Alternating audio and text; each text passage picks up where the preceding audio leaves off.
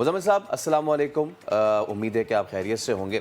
बताइएगा, आईएमएफ ने बारहा ये कहा भी है कि पाकिस्तान ने जिस तरह अपनी इकॉनमी को रिवाइव किया है वो काबिल सताइश है। एक तरफ तो तारीफ, बट कड़ी शराइत हैं ये, और सबसे कड़ी तो यही है आम आदमी के लिए कि पेट्रोलियम लेवी हर माह 4 रुपये बढ़ेगी उस वक्त तक कि जब तक वो 30 रुपये तक ना पहुंच जाए। बिजली टैरिफ भी बढ़ाया जाएगा। तो इस सारे सिनारियों को कैसे देखते हैं? देखिए, पहले तो मैं आपको एक बात बता दूं कि 30 रुपए पर लीटर हम जो है पेट्रोलियम लेवी पिछले कई सालों से ले रहे हैं। ये इस साल में जो है 7-8 महीने जो है हमने पेट्रोलियम लेवी की जो मिकदार है उसको कम कर दिया। उसकी वजह आलमी मार्केट में तेल की कीमतें बढ़ना थी। साथ साथ हमने इस पेट्रोलियम लेवी के मद में 600 अरब रुपए का बजट बनाया हुआ, यानी 600 अरब रुपए की आमदनी आनी थी। और अगर वो 600 अरब रुपए हम पेट्रोलियम लेवी छोड़ देते हैं और आमदनी नहीं आती, तो मतलब 600 अरब रुपए से या हम कर्जा लेंगे या 600 अरब रुपए के हम अखराजात नहीं करेंगे।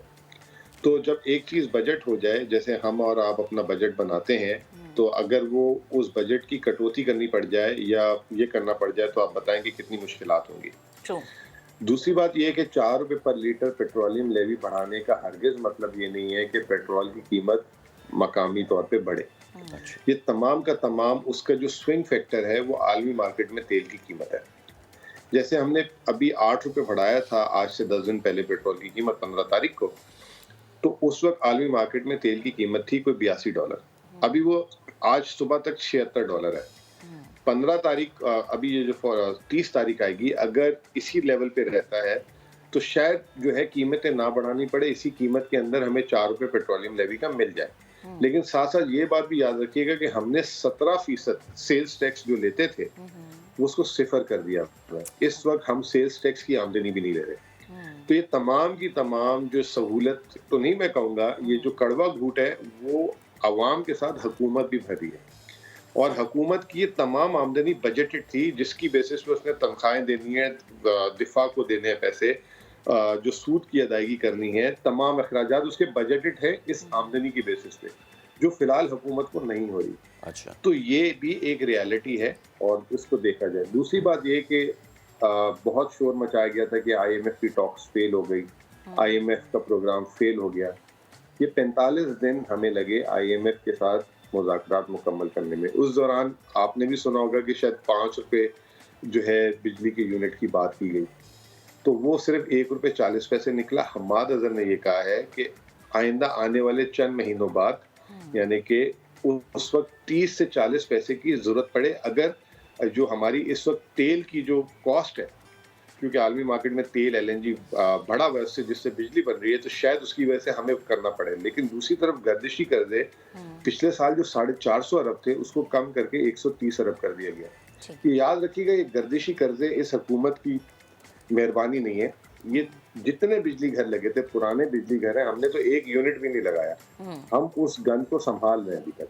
बहुत सारे खदशात ये बढ़ रहे हैं कि जी अब जो हमने 5 रुपये लेवी, गो के आप पहले भी कह चुके थे कि 30 रुपये पहले भी लेवी हो चुकी है इस मुल्क में, गो के हम 5 रुपये या 4.95 रुपये बढ़ाने की हमने ये मंजूर कर ली है। तो अगर तो मार्केट, इंटरनेशनल मार्केट में ऑयल की प्राइसेस कम होती हैं, इसका मतलब यह है कि उसका भी इस पे कोई पॉजिटिव इफेक्ट नहीं पड़ेगा, और अगर इंटरनेशनल मार्केट में ऑयल की प्राइसेस बढ़ती हैं तो इसके साथ मिला के पेट्रोल की प्राइस मजीद बढ़ेगी।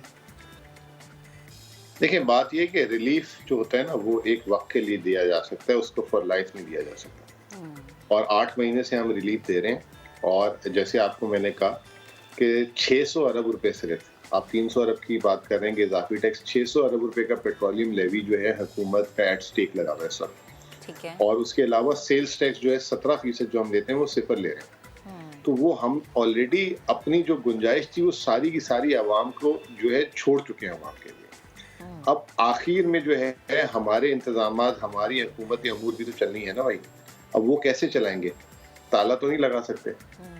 तो उसके लिए अगर हमारे और आप दोनों के हक में बेहतर है अवाम, यानी कि आलमी मार्केट में तेल की कीमतें नीचे आए, ताकि हुकूमत ने जो अपना, जो उसको नुकसान हुआ था टैक्स की मद की आमदनी में, वो भी उसको पूरा कर सके ताकि बजट बैलेंस हो। देखें, एक बात याद रखिएगा, आज का रिलीफ कल का टैक्स होता है, और अगर ये रिलीफ ही रहता है तो वो कर्जा लिया जाता है, और वो कर्जा भी आवाम ने ही उतारना है।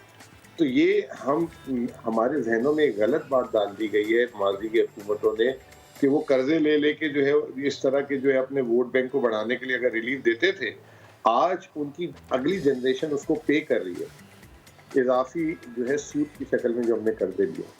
अब आप बताएं मुझे कि हमारा इस साल अगर 6,000 अरब रुपए टैक्स जमा भी हो जाता है, उसमें से 3,000 अरब तो सिर्फ सूद की अदायगी में दे देंगे। तो ये कोई हम अच्छी चीज तो नहीं कर रहे, कोई हम आने वाली नस्लों के लिए कोई बेहतरीन काम तो नहीं करके जा रहे। तो ये चीजें हमें सोचनी होगी। और दूसरी बात ये देखें, पेट्रोल इतना महंगा हो गया, कल ही डिस्कशन हो रहा था, 26% जो है डीजल की सेल्स बढ़ गई है, 26%, और पेट्रोल की सेल्स भी जो है 10% से ज्यादा, मैं थोड़ा सा इसमें मुझे कंफ्यूजन हो रहा है, वो भी बढ़ गई है। तो ये अवाम ही खर्च कर रही है। कता कलामी तो की ये माजरत, कुव्वत खरीद कता कलामी की माजरत, आपने कहा कि डीजल की जो खपत है वो बढ़ गई है, लेकिन उसकी वजह शायद ये भी हो सकती है कि ऑल्टरनेटिव फ्यूल सीएनजी नहीं मिल रहा, तो लोगों ने जाना डीजल पे।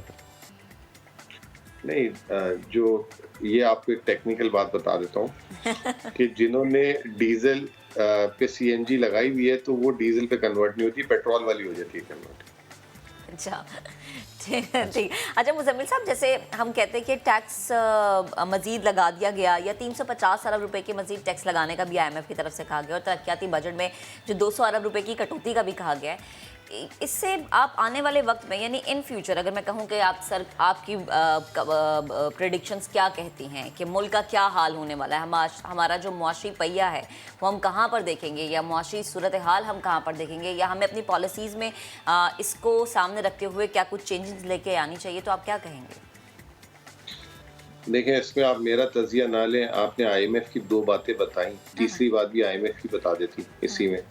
उन्होंने कहा कि तरक्याती अखराजात कम कर दें, टैक्स लगा दें, साथ उन्होंने ये कहा इस साल भी जीडीपी पाकिस्तान की 4% और अगले साल 4.5% से बढ़ेगी, और हमें खदशा है कि हम 5% से कई ज़्यादा से ग्रो कर रहे हैं, जिसकी वजह से हमारी जो टैक्स महसूलात है उसमें 37% इजाफा हुआ है, जिसमें इनकम टैक्स की महसूलात में 32% इजाफा हुआ है। ओके और मुजम्मिल साहब, चलिए ये तो हम मान लें, कई बार हुकूमत की तरफ से भी ये कहा जाता है कि जी देखें, पेट्रोल जो है वो तो इंटरनेशनल प्राइसेस पे डिपेंड करता है, और अभी भी खित्ते में पाकिस्तान में जो पेट्रोल की पर लीटर कीमत है वो सबसे कम है, वो सबसे कम है, और बाकी खित्ते में ज़्यादा है। पेट्रोल पे हमारा कंट्रोल नहीं है, वी डोंट प्रोड्यूस ऑयल। लेकिन बिजली के मामले में सर, फ़र्ज़ कीजिए मैं अगर कराची की आपको मिसाल दूं तो 700 यूनिट का अगर किसी का बिल आ रहा है तो जीएसटी सब मिलू के तो सर वो 28 रुपये फ़ी यूनिट बन रहा है। क्या खित्ते में बाकी ममालिक में भी बिजली इतनी महंगी है? ये इसलिए क्योंकि बिजली पे तो हमारा कंट्रोल है ना सर। ये पहली बात तो ये कि बिजली पे भी हमारा कंट्रोल नहीं है। उसमें भी जो है बाहर से जो है दरामदी फ्यूल इस्तेमाल होता है, एलएनजी और फर्नेस ऑयल, वो हम बाहर से इंपोर्ट करते हैं, और उसमें जो हमारी जो डैम्स हैं वो अब लगभग 22-23% हमारी बिजली पैदा करते हैं। बाकी अल्हम्दुलिल्लाह हमारी जो पिछली जितनी हुकूमतें थी उन्होंने जितनी पिछले 30 सालों में बिजली लगाई वो दरामदी फ्यूल पे लगाई, तो ये तो माशाल्लाह इनको क्रेडिट दिया करें इनको कभी कभार, ठीक है। दूसरी चीज़ ये कि इंटरेस्टिंग चीज़ आपको बताता हूँ, जैसे हम पेट्रोल की कीमत अब रुपए में नहीं, हम कहते हैं कि अगर डॉलर में कन्वर्ट कर दो तो पाकिस्तान में सबसे सस्ता पेट्रोल है।